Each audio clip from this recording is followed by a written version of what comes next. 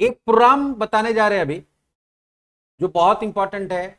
अगर क्लास 9 का स्टूडेंट है तो उन लोग का फाइनल टर्म में इससे रिलेटेड बहुत सारा प्रोग्राम आता है, और जो क्लास 10 का स्टूडेंट है आईसीएसई क्लास 10, उसका मिड टर्म में, प्री बोर्ड में या फिर फाइनल में, हर जगह इस टॉपिक से रिलेटेड जो अभी प्रोग्राम बताने जा रहे हैं, इसका जो लॉजिक बताने जा रहे हैं, इस सेम टू सेम नहीं आएगा, बट इस लॉजिक से रिलेटेड बहुत सारा प्रोग्राम बनता है जो आता है। अभी हम लोग एक प्रोग्राम बनाने जा रहे हैं जिसमें क्या करेंगे, एक बेसिक लॉजिक सीखेंगे।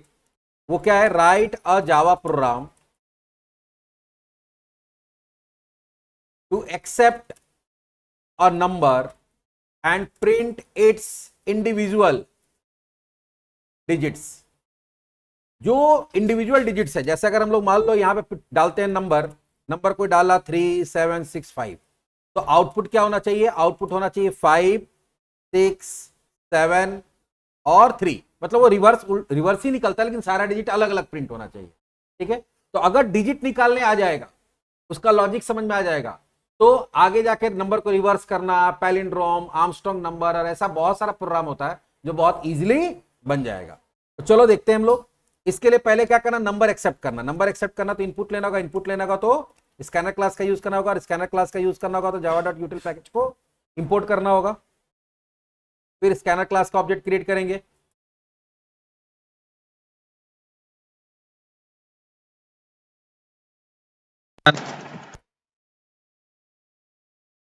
इंटर अ नंबर, और यहां क्या करेंगे, एक नंबर नाम का वेरिएबल ले लेते हैं, num equals to sin dot next INT. आ गया। ये आने के बाद अब तुमको 4 लाइन 5 लाइन याद कर लेना है, समझ लेना जैसा भी हो। अगर डिजिट्स निकालना है तो सबसे पहले यहां पे एक वेरिएबल बना लेंगे int d इक्वल्स टू 0। ठीक है, उसके बाद एक लूप चलता है, क्या चलता है, लूप, और ये चलता है num is not equals to 0। जिसका भी डिजिट निकालना है, डिजिट किसका निकालना है, जो वैल्यू किसमें है, num में, एक लूप चलेगा जब तक वो नॉट इक्वल्स टू 0 होगा। और हर बार करना पड़ता है d equals to num modulus 10, num modulus 10। तो डी में हमारा एक डिजिट आ जाएगा, क्या आ जाएगा, डिजिट आ जाएगा। अब उसको प्रिंट करना है, तो प्रिंट करने के लिए सिस्टम डॉट प्रिंट यहां क्या कर देंगे, डी, और अगला लाइन लिखना होता है num equals to num by 10। ये कैसे काम कर रहा है अभी हम समझाएंगे। तो अभी ये पूरा प्रोग्राम जब रन होगा तो देखना, एक हमसे नंबर लेगा, जो भी नंबर देंगे उसको रिवर्स ऑर्डर में एक एक डिजिट करके निकाल के दे देगा। देखते हैं, और ये काम कैसे कर रहा है वो भी देखेंगे, समझेंगे उसको।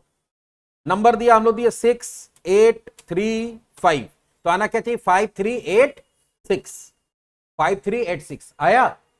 चलो अब ये आया कैसे उसको समझते हैं प्रोग्राम में। इसके लिए हम क्या करते हैं,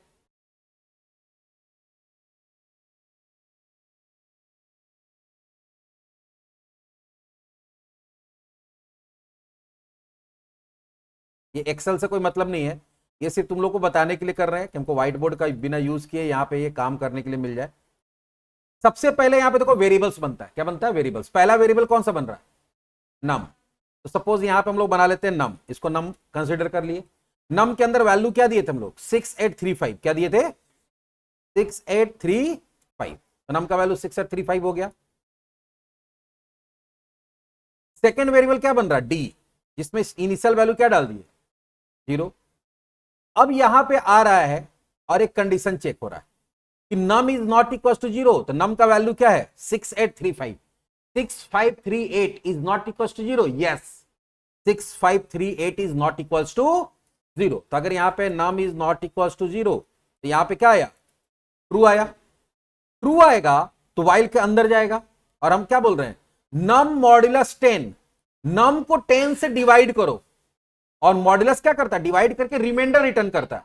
तो किसी भी नंबर को अगर आप 10 से डिवाइड करते हैं तो लास्ट वाला डिजिट उसका क्या आता है, रिमाइंडर आता है। अभी तुम अगर इसको डिवाइड करोगे 6835 को 10 से, तो लास्ट वाला डिजिट क्या आ जाएगा, रिमाइंडर में आ जाएगा। तो वो रिमाइंडर जाके कहां स्टोर हो जाएगा, डी में। तो डी का वैल्यू हमारा क्या हो जाएगा, डी का वैल्यू हमारा हो जाएगा यहाँ पे 5, 0 हट के वहां पे क्या आ जाएगा 5। डी का वैल्यू 5 हो गया। उसके बाद हम लोग यहाँ क्या लिखे, सिस्टम डॉट प्रिंट, डी को प्रिंट करो, तो डी का वैल्यू क्या है 5, तो आउटपुट यहां पे लिखते हैं, तो आउटपुट क्या हो गया 5। उसके बाद देखो क्या लिखे, नम इक्वल्स टू नम बाई 10। किसी नंबर को 10 से डिवाइड करोगे, नम बाई 10, तो अगर 6835 को 10 से डिवाइड करोगे तो क्या होगा, इसका रिजल्ट आएगा 683.5, यही आएगा 683.5। लेकिन क्योंकि हमारा वेरिएबल क्या है, इंटीजर टाइप का, किस टाइप का है, तो इंट टाइप का है, तो यहां पे क्या होगा 683.5 जो आएगा उसके बदला वहां पे क्या स्टोर हो जाएगा, 683.5 स्टोर नहीं होगा, because integer does not allowed fractional part.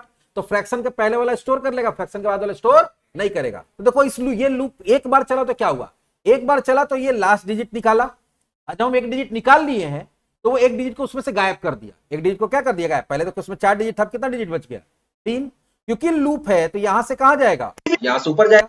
फिर से चेक करेगा नम का वैल्यू क्या है अभी, current value 683 is not equal to 0, yes not equal to 0। तो अगर कंडीशन ट्रू हुआ तो कहां जाएगा अंदर, नम मॉड्यूलस 10, तो नम का करंट वैल्यू क्या है 683, क्या है, तो 10 से जब डिवाइड करेंगे तो लास्ट डिजिट क्या आएगा, रिमाइंडर आएगा, तो उसका लास्ट डिजिट क्या है 3 है, तो 3 आ गया।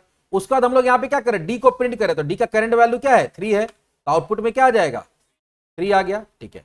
उसको नम इक्वल्स टू नम बाई 10, नम का करंट वैल्यू क्या है 683, तो 683 को 10 से डिवाइड करो तो क्या आएगा 68.3, क्योंकि इंटीजर है इसलिए 0.3 स्टोर नहीं होगा, उसके जगह पे क्या स्टोर हो जाएगा, तो सेकंड डिजिट निकला तो सेकंड डिजिट डिस्कार्ड हो गया, तो ये डिजिट को निकालने के लिए हुआ और ये डिजिट को डिस्कार्ड करने के लिए हो गया, ठीक है।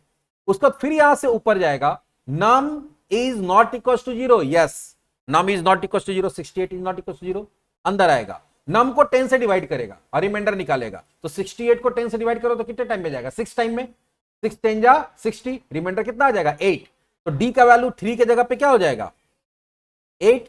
फिर सिस्टम डॉट प्रिंट डी, तो डी का वैल्यू क्या है अभी 8, तो 8 प्रिंट हो गया हमारा। उसके बाद नम इक्वल्स टू नम बाई 10, तो 68 को 10 से डिवाइड करो तो 6.8 आएगा, तो स्टोर क्या होगा, इंटीजर है तो 6 ऊपर गया, 6 is not equal to 0, yes not equal to 0, अंदर आएगा। 6 को 10 से डिवाइड करेगा, तो 6 को 10 से डिवाइड करेगा तो 10 0 जा 0, क्योंकि 10 1 जा तो 10 हो जाएगा, 6 से ज्यादा हो जाएगा, तो 0 टाइम में जाएगा, तो क्या होगा 6 के नीचे 0 निकाल के रख के माइनस हो जाएगा, तो रिमाइंडर 6 का 6 ही आएगा। तो किसी भी चीज को अगर सिंगल डिजिट को 10 से डिवाइड करते हैं तो रिमाइंडर वही डिजिट आ जाता है। तो हमारा इस बार डी में क्या आ जाएगा, डी में आ गया 6, फिर सिस्टम डॉट प्रिंट डी, तो यहाँ पे डी का वैल्यू क्या है 6 प्रिंट हो गया। उसके बाद 6 डिवाइडेड बाई 10, तो 6 को 10 से डिवाइड करिए तो 0.6 आएगा, 0.6 आएगा ना, और 0.66 स्टोर क्या होगा 0.6 डिस्कार्ड हो जाएगा, स्टोर क्या होगा 0। अब जो ऊपर जाएगा तो num is not equal to 0, नहीं नम इक्वल टू 0 था, तो यहां पे कंडीशन क्या हो जाएगा, यहां पे भी ट्रू आया था, यहां ट्रू आया था, हम लोग लिखना भूल गए थे, इस बार क्या आ गया फॉल्स, फॉल्स आएगा तो लूप यहां से टर्मिनेट हो जाएगा, उसके बाद प्रोग्राम ही खत्म हो जाएगा, तो डिजिट निकला। ये एकदम सिंपल वे है डिजिट निकालने का। अब इसके बेसिस पे बहुत सारा प्रोग्राम बन सकता है, ठीक है। जैसे अभी एक और प्रोग्राम बनाते हैं इसमें कि डिजिट निकाल के उसको प्रिंट नहीं करना है, उसका सम निकालना, क्या निकाल देना है सम। अगर तुम यहां पे डालते हो 3765 तो आउटपुट मालूम है क्या आना चाहिए 3 + 7 + 6 + 5, तो 3 + 7 10 + 6 कितना हो जाएगा 16 + 5 21। तो अगर कोई डालता 3765 तो आउटपुट क्या होना चाहिए 21। चलो देखते हैं नेक्स्ट। अभी